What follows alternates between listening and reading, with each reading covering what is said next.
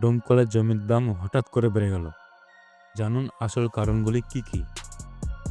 কয়েক বছর আগে যে জমির দাম 3 লাখ 4 লাখ টাকা শতক হিসেবে ছিল, আজ সেই জমির দাম 8 লাখ 10 লাখ টাকা শতক হয়ে গেছে। প্রশ্ন হলো, দমকল তো দমকলই আছে, হঠাৎ করে জমির দাম এত বেড়ে গেল কেন?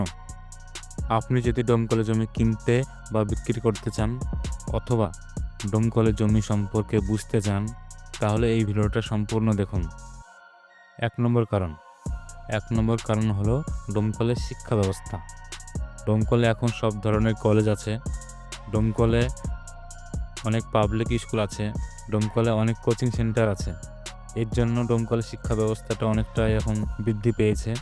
যারা গ্রামের মাস্টার তারা দমকলে এসে থাকতে চাইছে, এর জন্য জমির দাম অনেকটাই বেড়ে গেছে।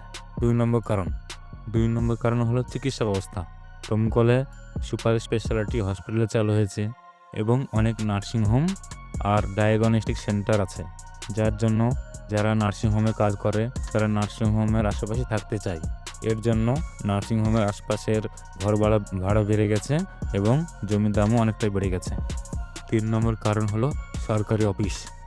দমকলে এসডি অফিস, বিডিও অফিস এবং অনেক অফিস চালু হয়েছে। তার সাথে সাথে দমকলে কোর্ট ছিল না, কোর্টটাও চালু হয়ে গেছে। এর জন্য যারা এই সমস্ত অফিসে কাজ করে তারা অফিসের আশেপাশেই ঘর ভাড়া থাকতে চায় এবং জমি কিনতে চায়। এর জন্য জমির চাহিদা অনেকটাই বেড়ে গেছে। 4 নম্বর কারণ ব্যবসা বাণিজ্য। দমকল এখন একটা বিজনেস হাব পরিণত হয়েছে। যারা গ্রামের ব্যবসায়িক তারা দমকলে এসে ব্যবসা করতে চাইছে এবং দমকলে জমি কিনতে চাইছে। এর জন্য জমি চাহিদা অনেকটা বেড়ে গেছে।